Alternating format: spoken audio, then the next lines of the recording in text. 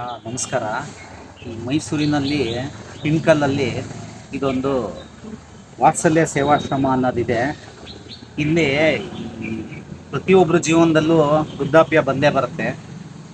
ಆಧುನಿಕ ಜಗತ್ತಲ್ಲಿ ಅವರವರ ಮಕ್ಕಳು, ಅವರ ಆಶ್ರಿತರು, ಬಂಧುಗಳು ನೋಡೋಕ್ಕಾಗದೇ ಇರುವಂಥ ವೃದ್ಧರು ತುಂಬ ಸಂಕಷ್ಟದಲ್ಲಿರ್ತಾರೆ.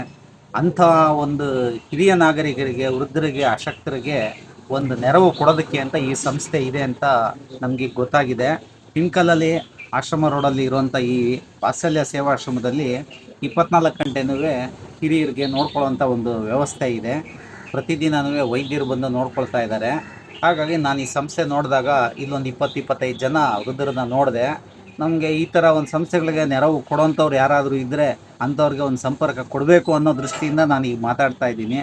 ನಿಮ್ಮಲ್ಲಿ ಯಾವುದಾದ್ರೂ ಒಂದು ಹುಟ್ಟುಹಬ್ಬ ಇದ್ದರೆ, ನಿಮ್ಮ ಸಂಘ ಸಂಸ್ಥೆಗಳು ಯಾರಿಗಾದ್ರೂ ನೆರವು ಕೊಡಬೇಕು ಅಂತ ಇದ್ದರೆ, ಅದು ಅಕ್ಕಿ ಆಗ್ಬೋದು, ದಿನಸಿ ಆಗ್ಬೋದು, ಅಡುಗೆ ಎಣ್ಣೆ ಆಗ್ಬೋದು, ಅಥವಾ ಈ ಥರ ಯಾವುದಾದ್ರೂ ಟೂತ್ಪೇಸ್ಟು, ಬ್ರಷ್ಷು, ಹಾಸಿಗೆ, ಬೆಡ್ಶೀಟು, ಮಂಚ, ಈ ಥರದ್ದು ಯಾವುದಾದ್ರು ಕೊಡಬೇಕು, ಕೊಡುಗೆ ನಿಮ್ಮ ಕಡೆಯಿಂದ ಒಂದು ಸಮಾಜಕ್ಕೆ ಸೇವೆ ಮಾಡಬೇಕು ಅಂತಿದ್ರೆ ಇಂಥ ಒಂದು ಸಂಸ್ಥೆಗಳಿಗೆ ನೀವು ಸಹಾಯ ಕೊಡೋದ್ರ ಮೂಲಕ ನೀವು ಕೂಡ ಒಂದು ಸಾರ್ಥಕತೆ ಪಡಿಬೋದು. ನಮ್ಮಲ್ಲಿರೋ ವೃದ್ಧರು ಕೂಡ ತುಂಬ ಚೆನ್ನಾಗಿ ಅದನ್ನು ಬಳಕೆ ಮಾಡಿಕೊಂಡು ಥರ ಶಾಂತಿಯಿಂದ ಅವರು ನೆಮ್ಮದಿಯಿಂದ ತಮ್ಮ ಕೊನೆ ದಿನಗಳನ್ನು ಅವರು ಬಾಳ್ವೆ ಮಾಡ್ಬೋದು ಅನ್ನೋ ಹಿತದೃಷ್ಟಿಯಿಂದ ನಾನು ತಮ್ಮ ಹತ್ರ ಸವಿನಯವಾಗಿ ಪ್ರಾರ್ಥನೆ ಮಾಡ್ಕೊಳ್ತಾ ಇದ್ದೀನಿ.